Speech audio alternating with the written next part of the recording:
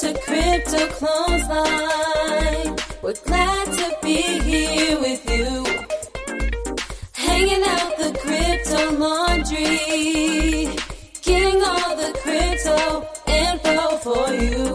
Crypto Clothesline.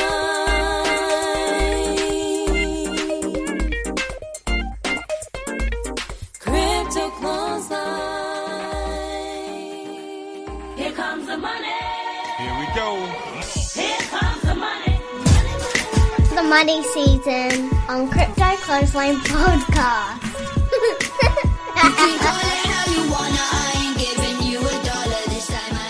Hello, Amy Rose. You are Amy Rose. Hi, Aviti. Oh, that was funny.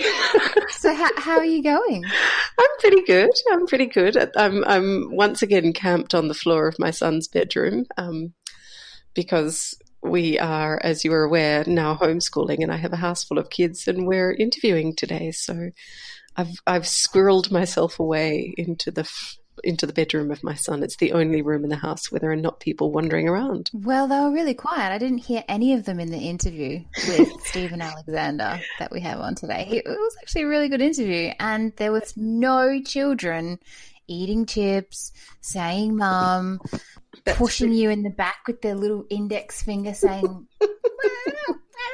I had none of that. It was fantastic. That's because I furiously texted my partner, who was having a very normal level conversation while doing bangy dishes with my daughter. And my partner is Italian, so he does tend to have an octave or two higher than most regular Australians.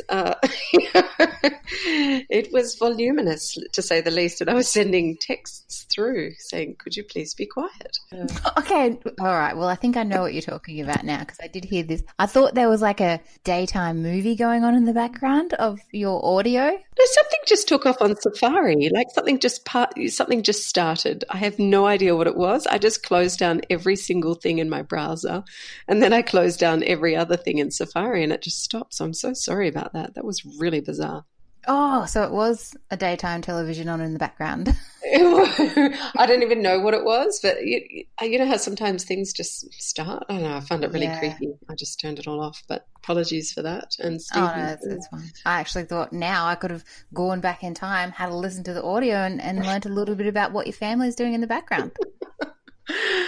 Oh, no, it's an interesting journey because we've started homeschooling this year, and as much as I'm loving it, it's you definitely bump up against those rough edges where the life of a working mum and the theoretical life of this totally holistic, relaxed, life-loving, homeschooling mum bump up against each other.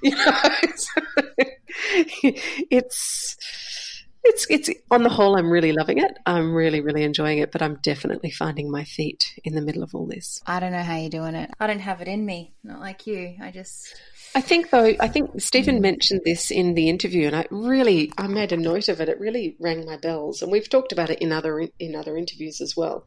But he talked about, where is it, that in order for something to be meaningful and for people to adopt new technology, it has to be able to remove pain. And he talked about the day-to-day in people's day-to-day lives. And this is a quote that I quite liked: "Pain comes from cascading problems." And I think, we've been through a series of real challenges in the education of our children, but not just education in terms of Pink Floyd's The Wall or, my kids are at school and they're not having a fun time. It's really touched me as my kids have got older, how quickly they are in our care and how quickly they pass out of our sort of area of connection and into the larger world, and how fleeting that connection is. I don't know. We've been talking about intangibles and kindness and truth and sincerity in this interview with Stephen, and it's like my heart made the decision more than my head, Amy Rose, because if I looked at my head and I said, right, you're running two businesses, you've got another business which you've had for the last 8 years, which is, starting to flounder, and although it was generating a great passive income for the longest time, it's gone pretty pear-shaped in the last 2 months. So it's not generating the same income that it was.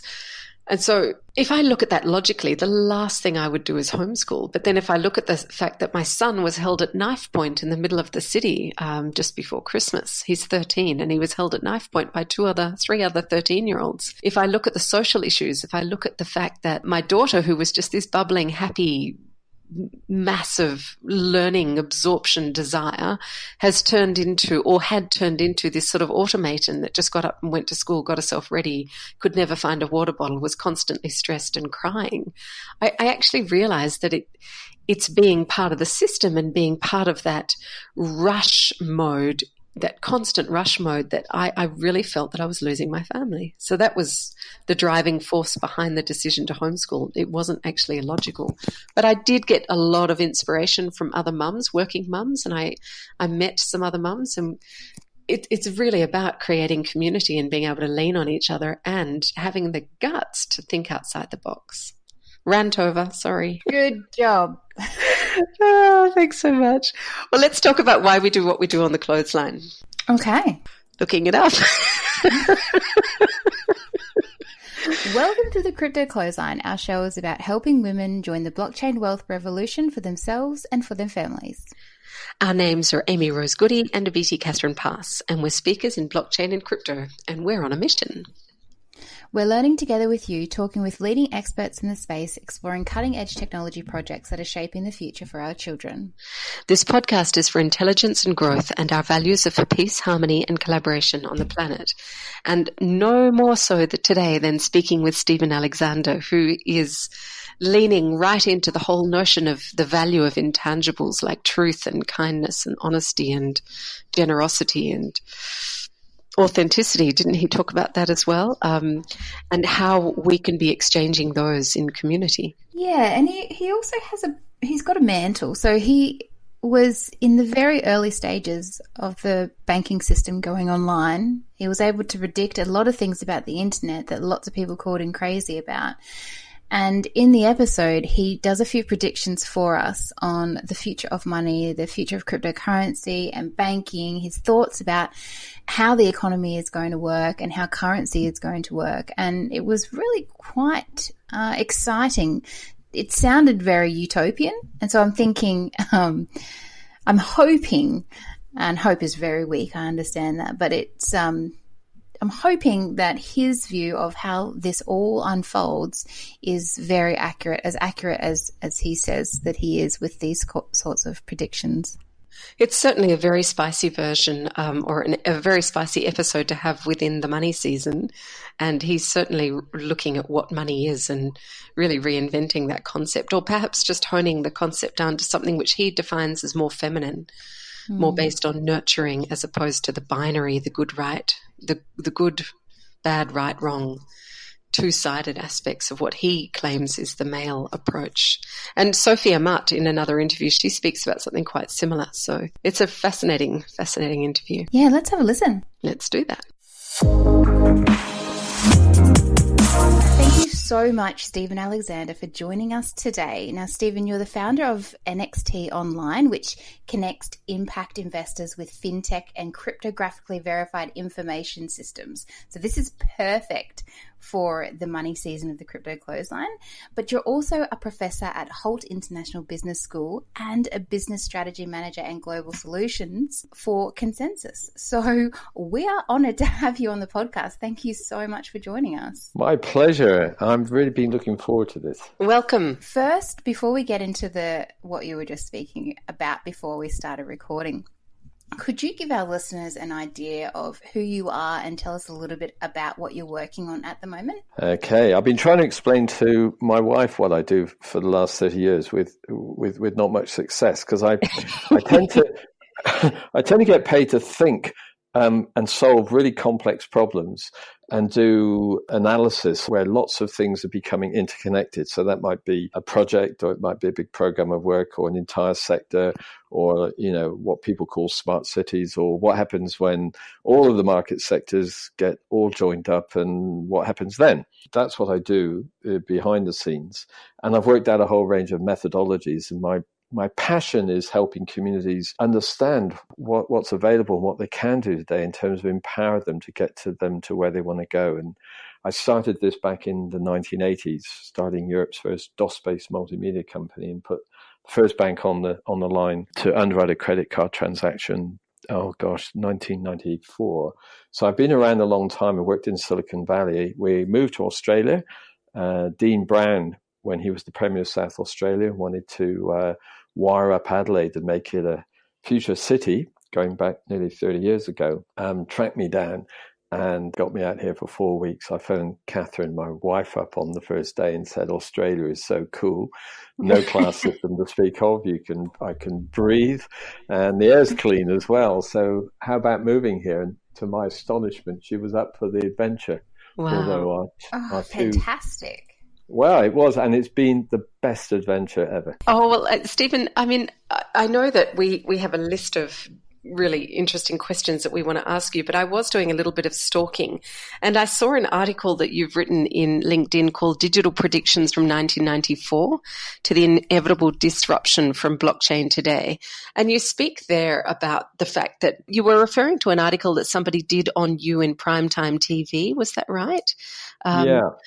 And you said something like the article is well worth the read, or that's in response to the UK's Daily Telegraph 14-page explanation from 1994 about the internet, if I'm not wrong.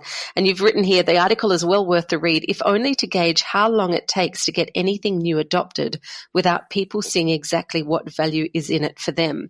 And that really rang a bell with me with the whole thing with cryptocurrencies and blockchain as we see it developing right now. Can you comment a little further on that? Yeah, that article was written as a consequence of me thinking through what the internet, which not that many people had come across at the time, what it might do for humanity, for economics, for everything. And I convinced one of the best writers around, John May, a dear friend of mine, to write it. He didn't know much about technology.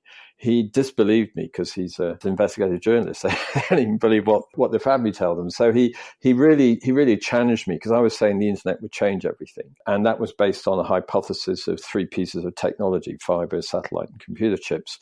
William Gibson, who was the sci-fi writer at the time, said would bring about a world of any information, anytime, any place. John was interviewing Al Gore at the Earth Summit, and afterwards said, listen, my friend's mad, but he thinks the internet is going to change everything. What do you reckon? Gore said, well, he may well be, but he's right.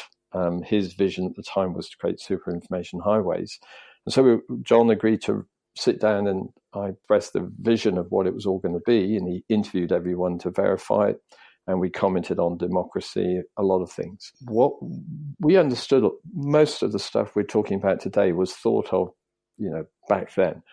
The difference is the adoption, and people will not adopt things unless it ultimately gives them value. But in the first stages, like all organic matter, it has to remove the pain. So unless a new technology can actually remove something which is painful to people in their day-to-day lives, it's unlikely they'll adopt it. And once it's taken away the pain and even address some of the problems, and pain comes from cascading problems, only then will they start to aspire, because you've got some kind of breathing space to then allow your aspirations to come into the vision of what you'd like that technology to do.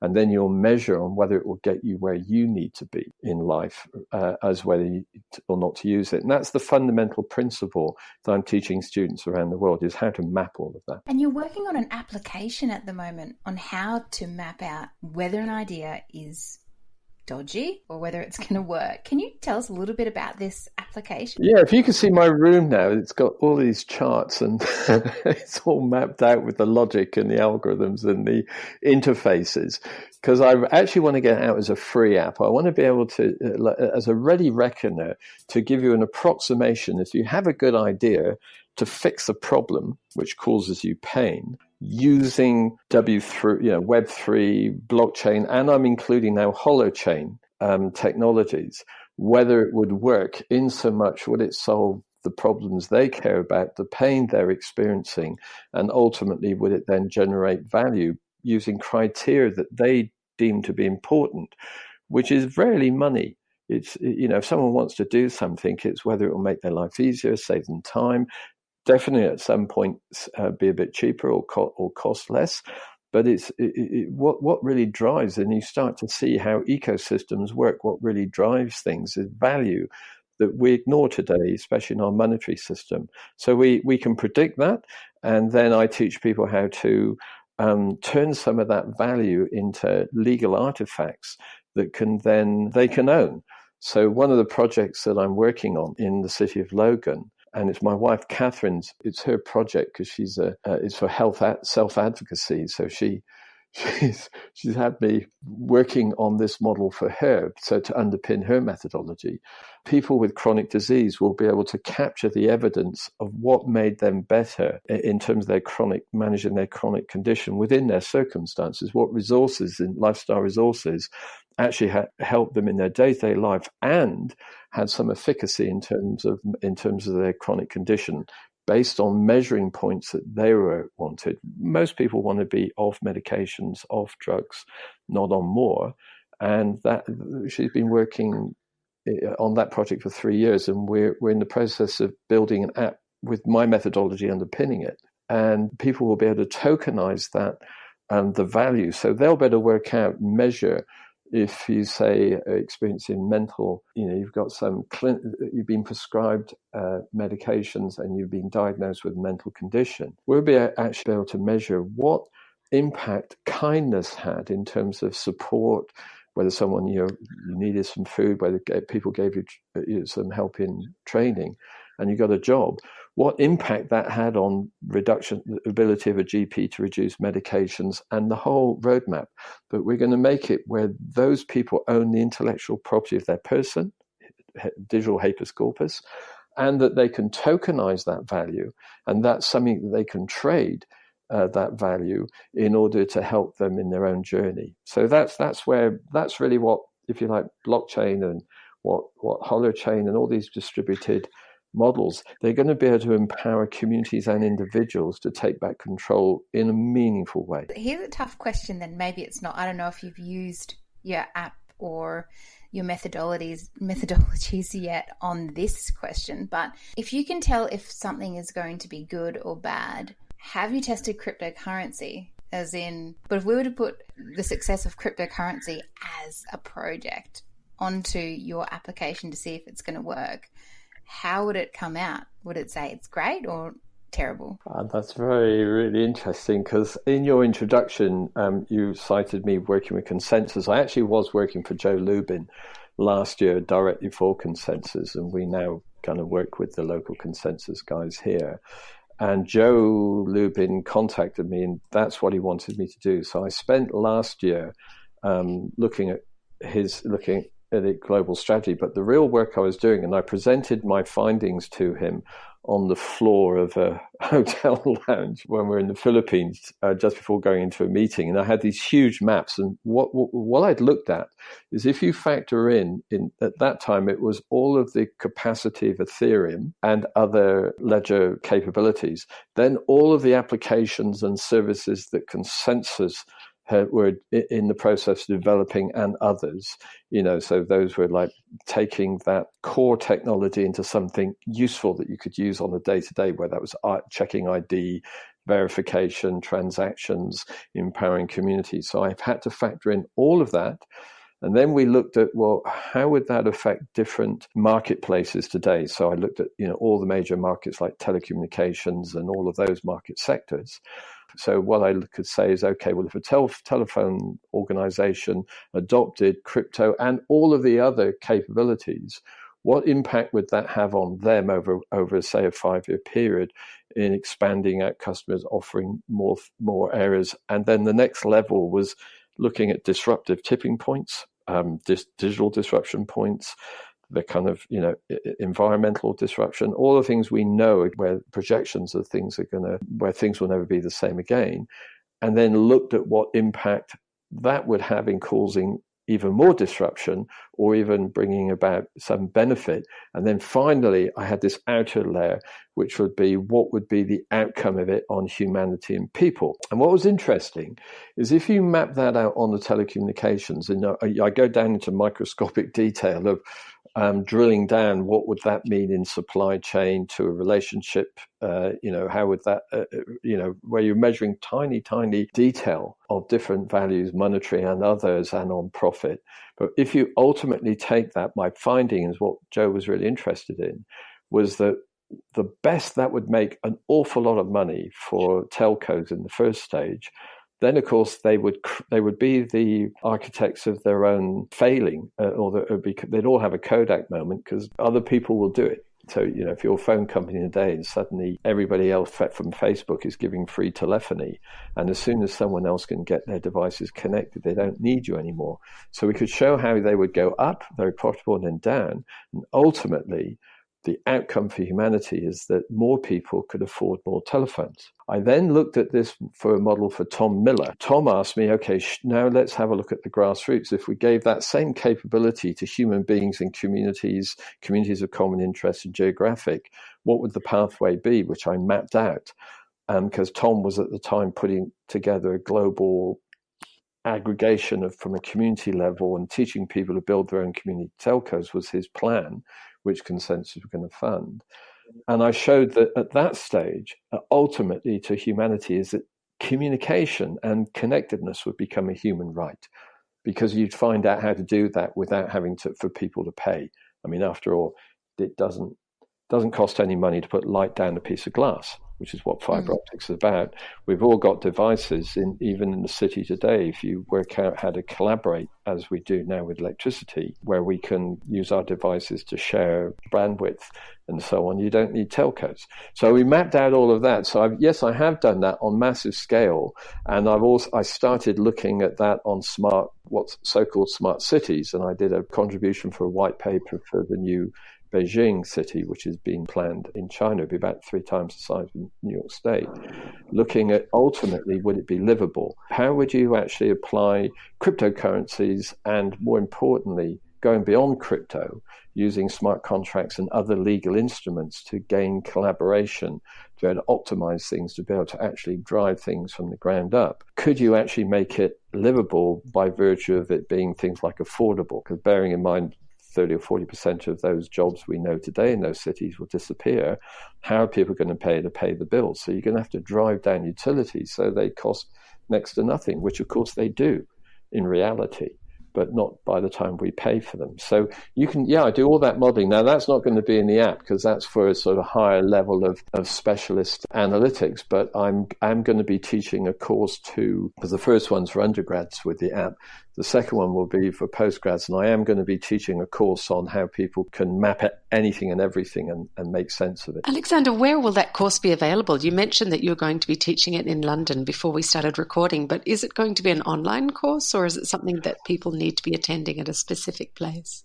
In the way the Holt are going to do it, that's going to be in one of their colleges, which are, I think, Shanghai, Dubai, London, and 4 or 5 others. I mean, they're a really cool organization. I just love them. They're philanthropic money from Northern Europe, and they want to teach business people how to do really smart business, but save the planet as well. So that's going, and they will do online.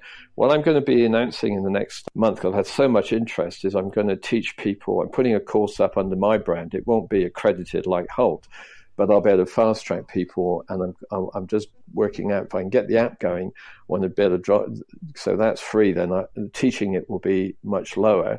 So I'm going to do 3 levels, if you like, and those will all be set in about a month's time. I'll let you know as soon as all that's there, because I'm desperate to train up as many young people as possible so they can not just predict value, but they can capture it.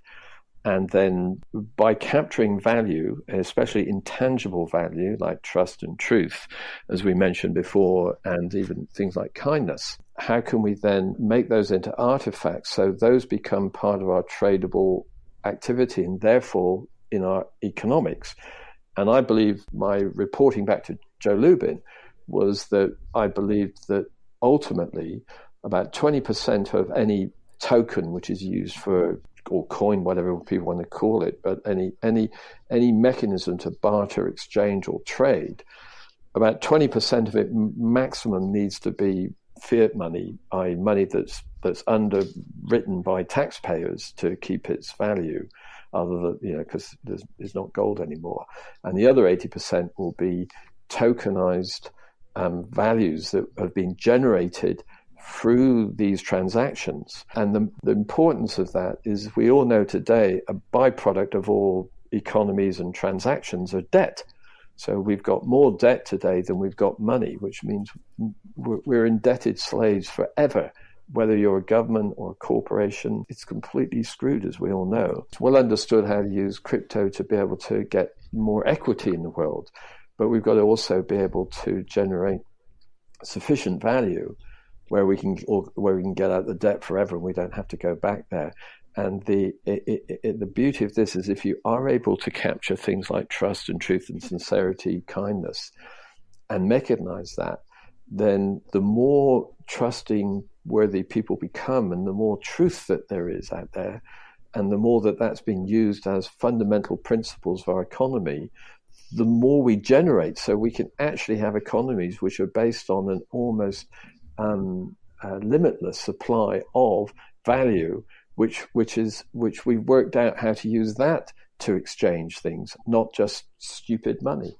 And that's where I see it all heading. And so I'm working on that. And I am actually working, I got it to a point of algorithms, of an engine that can automate that at some stage in the near future. And that's probably about 6 months more work to finalize that. And then we'll let that loose. I've been looking to see what the best platforms would make that work. And I'm really excited with things like Holochain, because the architecture seems to be predicated on the notion of building trust between human beings, rather than blockchain, whose dream it is to eradicate the notion of trust, which is an odd way of looking at life. I have heard a lot about Holochain lately. Actually, it just keeps popping up on my radar.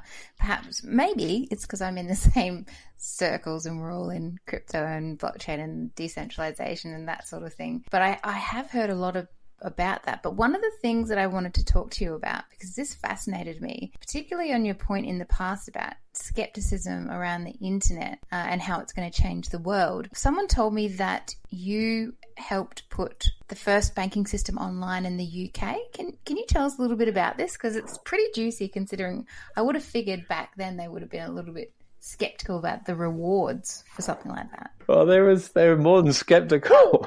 It was fabulous. I actually got invited over to the island of Jersey, which is a tax haven, as you know, by some people with a lot of money, and they kind of had me over and said they want to invest in the next big thing. And at the time, their conclusion was that would be this might be a little bit before your time, young ladies. It was a thing called a Sony mini disc, because someone had figured out that you could put data on a small CD. Wow. Sony had made their fortune on the back of a thing called a Walkman, and the predecessor to an iPod, and they thought that was going to be it. I suggested no, it'd be a thing called the internet, which they didn't know much about, and then they invested in that. And we went to Barclays, one of the big four in the UK, and presented them with the idea of underwriting a credit card transaction. They thought we were insane, but anyway, we built it. We had a T1, which was back then a massive telephone connection coming into this small island in Jersey, which aroused the suspicion of the security services of why you needed so many telephone lines into an office with 5 rooms. We built this exchange where you could underwrite it, and we had to go to the board level of Barclays to get it signed off. Now, half the board had never used the internet. The other half didn't believe it existed. Oh, my gosh. Right? And these guys were saying, well, if it was there, I would have seen it. Oh, they were like mystified. What are you talking about? We're talking about numbers of transactions, and they were just looking at us. It was just like, but what happens is the NatWest Bank at the time were talking with some Dutch people about a cryptocurrency and a wallet using DOS programming, which was very secure. So they were going to do it. So they said, well, if those guys are doing something weird, we're going to do something weirder.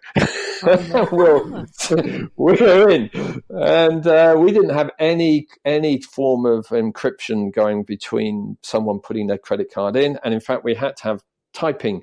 They had typing pools. So you would give someone something to type and they'd type it and fax it.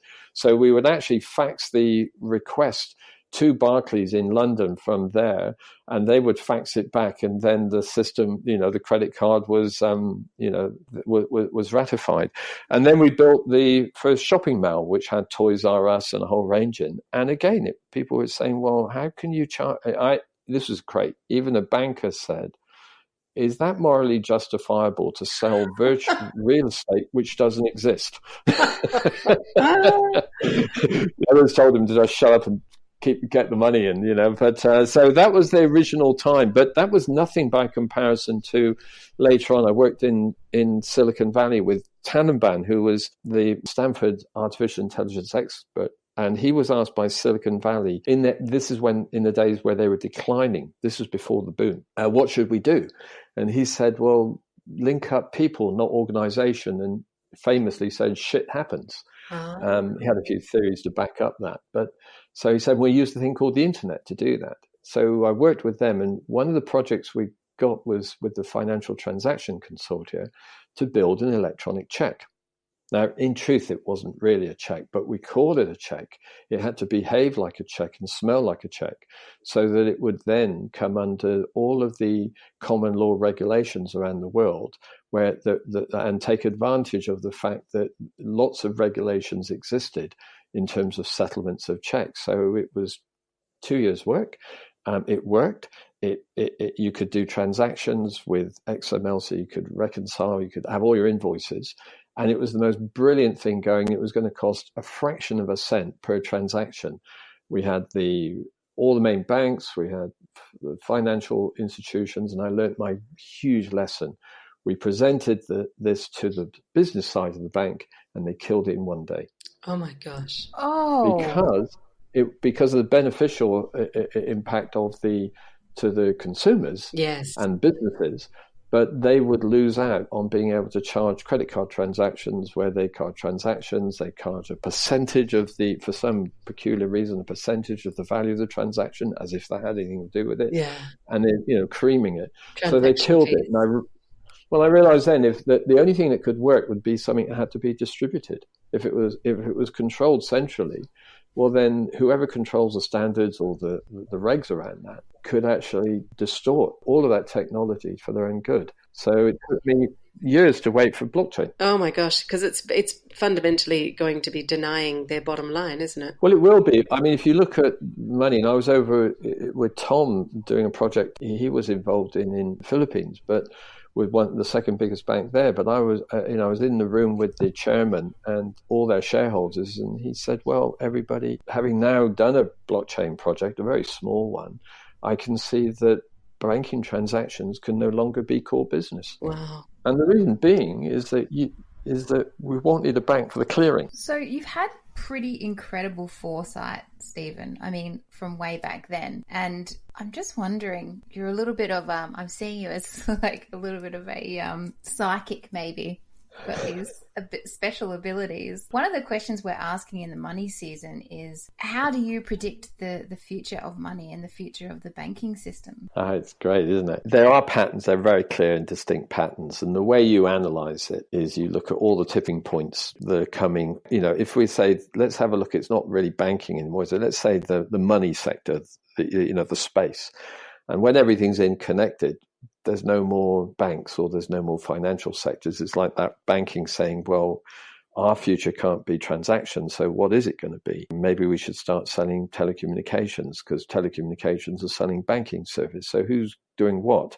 So if you melt all that down, the winners in this game, whether it's banking or any other type of transaction, are those who are going to build the most trusted relationships of the most people and actually formalize that through things like acquiring legal consent of the most people to do the most things for you because they trust you. And that won't be to sort of a single corporate structure. That'll be ecosystems, tribal, geographic ecosystems, going back as trade has done before we industrialized it. And it may well sit alongside some levels of industrialized trade. For the first time in human history, we can aggregate our economic power, our social and political, by the way, but our economic power, and to be able to do things collectively based upon an overlap of common interest of things we deem to be sacrosanct or sacred in terms of our culture, and because we trust. So if you look at that as first of all a bedrock, as a backdrop, and to say, right, well, now let's ask where money's going, now let's ask where banks are going, it starts to make life a bit easier and make sense of it all.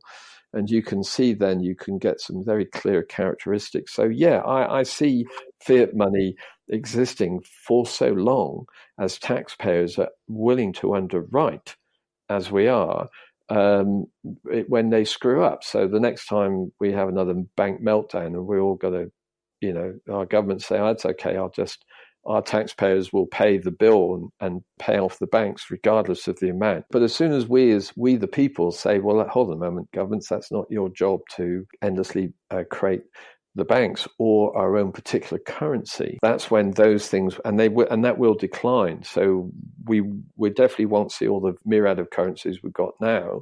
That we'll have a few of those fiat-based ones, but there will be a whole plethora of other types, and those will range from speculative coins to very stable coins.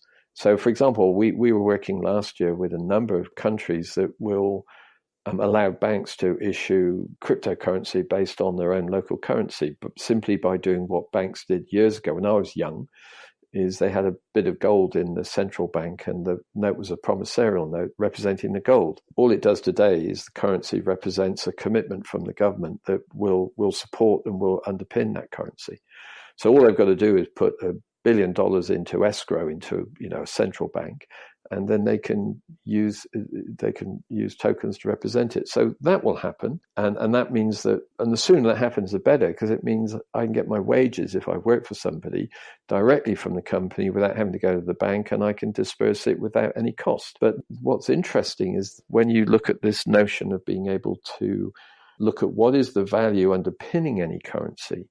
And actually, you're on really dodgy ground with fiat. I mean, it's a belief system. It's speculative. All it needs in Europe is one of the countries to fall over and go bankrupt, like Greece nearly did. The whole thing could fall over like a pack of cards, and possibly will unless they pull together. And that's what terrifies the big money people. But the real challenge is what happens when we, including businesses who will just come along with us, start driving the agenda. And we start putting these other values, underpin tokens with other value other than money, greed, or just pure speculation. And that's where the future will go as I can see it. And it will go back to the future. It will go back to what people did before they had coinage to barter and exchange. So, Alex, on that note, I'm interested. We've been chatting a little bit about the work of Dr. Alison Thompson, and she runs an organization called Third Wave Volunteers. And I'm interested in this whole notion of the value and being able to capture the value in intangibles that you mentioned, like trust, truth, kindness, sincerity. How do you see that playing out for these major organizations that are really, well, not major, these small organizations that are doing major work in various pain points around the world and crisis areas, whether it be as a result of war or natural disasters or a combination of both? How can we be creating currency to effectively help people to help people? Oh, that's beautiful. Now you're getting close to where, what makes me tick and what inspires me really is, and I did some work for Access in Queensland who helped refugees and were paid by government to meet people on point of entry and basically help them through the system, in every, their whole life experience all the way through. And they asked me, how do we use this technology to better that? And when I analyzed everything they did, it was just like, well, if we fix the problems for these people and if we put it into apps and we build systems behind it, why wouldn't we help people before they come to Australia? In fact, why wouldn't we help the 60 million people who are displaced and who may never go to what they see as home. And that 60 million is going to double and triple as we get more weather events and more uncertainty and economic uncertainty, which is, of course, the big fear in Europe and even driving things like Brexit, because they see that as a way that will topple their economic systems, as it will, because of that imbalance. So what we looked at is, and Thomas and myself have been playing around with the notion of, because it wasn't possible with blockchain because of the inability to scale in an affordable way when you're talking about helping people with very little en masse. But I think Holochain has all the right promises. So we're building a model at the moment to say, right, well, if we could create everyone with their own passport. Now, whether a third party recognizes the status and the integrity of that passport to begin with is questionable, but sooner or later they will, because it'd be convenient. So then we can create rights, digital rights. We can create ways in which we can aggregate. So imagine 60 million people. They have very little, so little. But if you can aggregate what little they have, and not as a single group, but as the ecosystems. And so it reflects we empower them to organize themselves. We empower them to use these tools to address the things that matter to them. Things like how do we eat?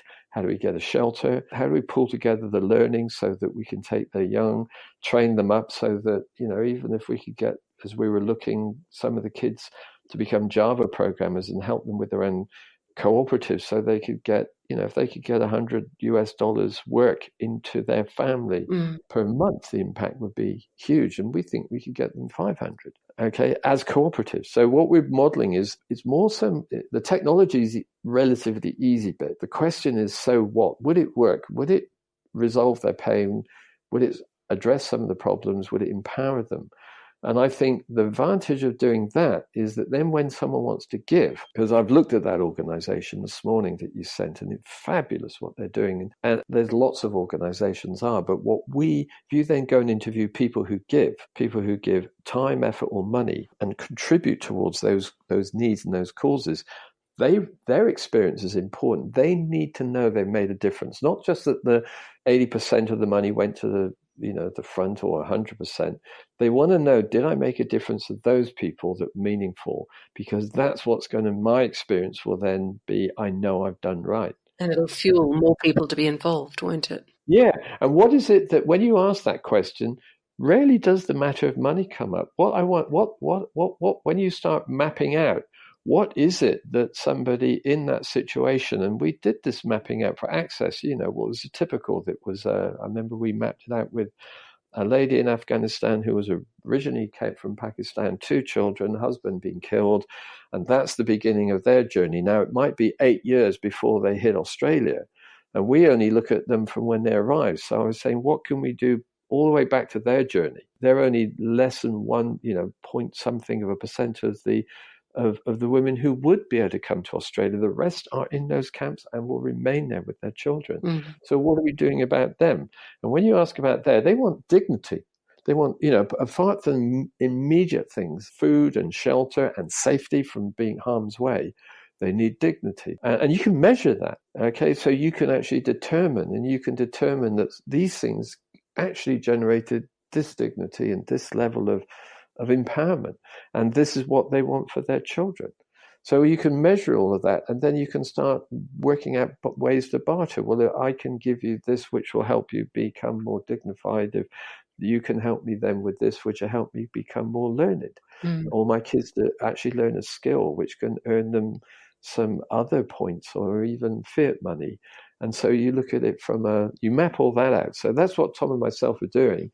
What we really want to do is then get some programmers together and actually then really have a hackathon when we've found a bit of money from somewhere, tiny bits we need. Let's build something, but let's build something not because we think it's a good idea. Me and Tom as 2 white blokes, bugger all about anything to do with what people really need. But, we might know about the technology. We're clueless.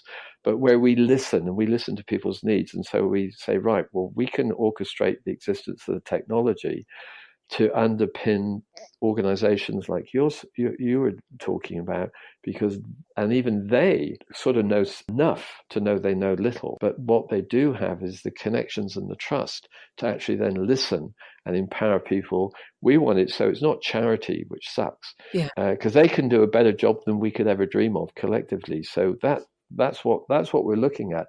And I've spoken to some pretty powerful, because in my day job I've worked with the good and the great of government and institution and corporate for my sins, and they're all, none of them know what's going on, and I think you listen to that wonderful young woman, 15-year-old woman of Greta Thunberg, who was in her talk to the UN climate change on YouTube. I mean, she's right. She's one of the best analysts around. It's all screwed. Everything you're doing is wrong. Why do you keep repeating it? Don't just try and change the system. System's screwed. You need something else. And we need new leaders. And I think new leaders, people my age, should be there to underpin their efforts and serve their cause, not to lead them. We should be putting people, I mean, you put someone like her in charge of a project like the UN, she would beat everyone who's so-called leader today, hands down. Super practical, yeah. And she understands this stuff. I mean, the thing is, people of my age, didn't understand the internet. So, people kind of 50 plus struggle to understand the dynamics of, this, let alone the fact, as I mentioned to you, that the future's feminine in any case. So blokes have got no chance generally unless they can find their feminine. And that's because the nature of the net, you put neural networks in, it's not binary anymore. It's all, ambiguity will be a state of play for computer chips as opposed to yes, no, as it is at the moment. Yes, and it's all going to change. Dichotomy, yeah. Well, it's been absolutely wonderful to have you on the show today. Thank you so, so much. And thank you so much for inviting me. I feel very honoured. I really listened to what you're doing and who you're talking to, and I just love it. So good on you. And any help I can give, I'm there. Thank you so much. Ross Ulbricht is serving a double life sentence without parole for all nonviolent charges for creating a website. Please help free this peaceful man. Go to freeross.org and sign and share the petition.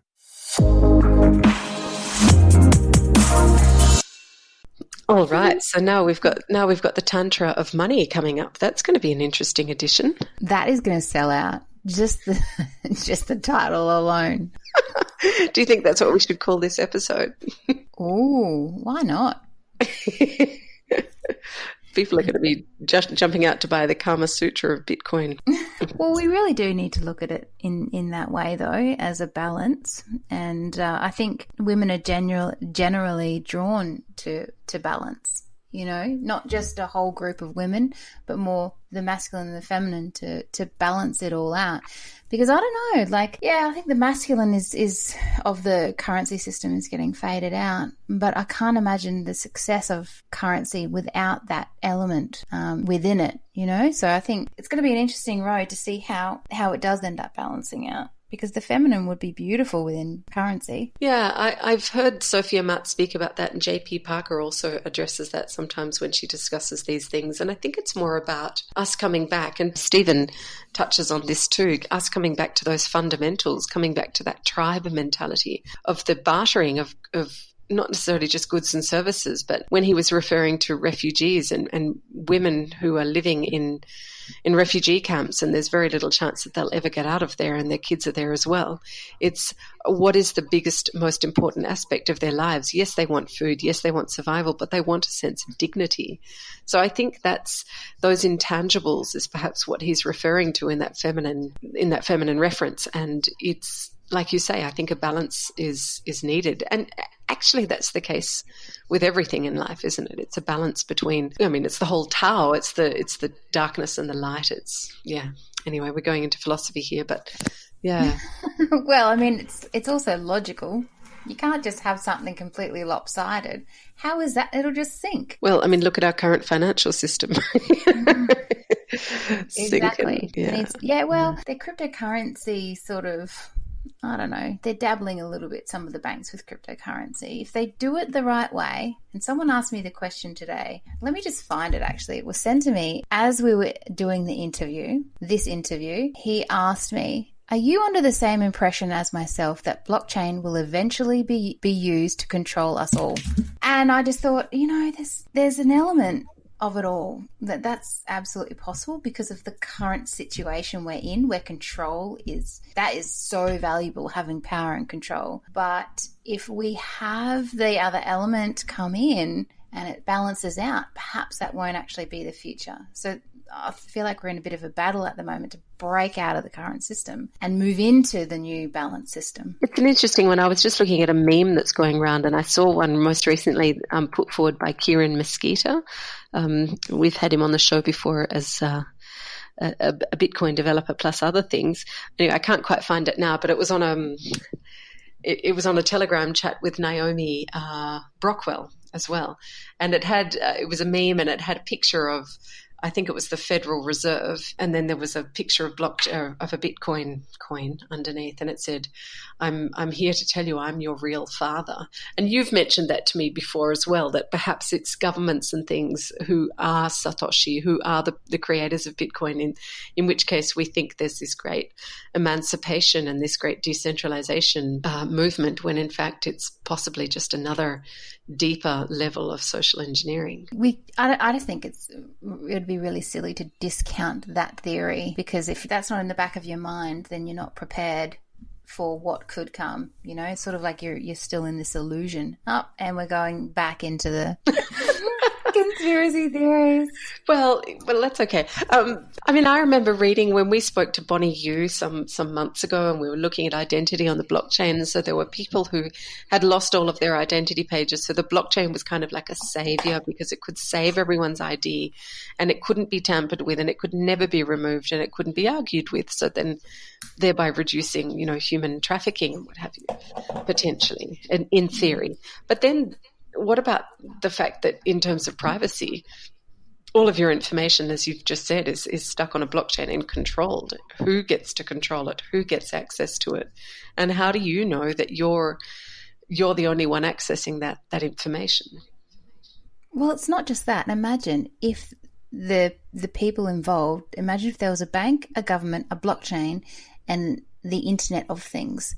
So imagine if all of these things were joined together, and including us, so those 5 elements: the bank, the government, the Internet of Things, blockchain. And the masses. And I mean, really, how on earth do you see freedom within that?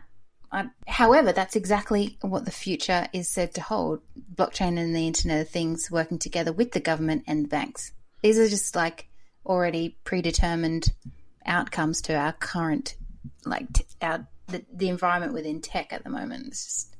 It's inevitable. Gosh, this is the gloom edition, isn't it? Far out. No, really, Stephen, because he's really picking up. He's picking up the vibe. Yeah, no, you're right. You're right. It bears thinking about. It bears pondering on. But God, it's a gloomy feeling, isn't it? It is, which is why we really do need to, I think, apply Stephen Alexander's approach, which is to get back to our tribes, start using a currency that will benefit us rather than steal away our rights. Yeah. Okay. All right. Well, on that light and fluffy note, fabulous interview with Stephen. I thoroughly enjoyed it. And yeah, it's been an exceptionally interesting aspect of the money season. It's awesome. Okay. I'll see you next week. Okay, bye. Crypto Clothesline.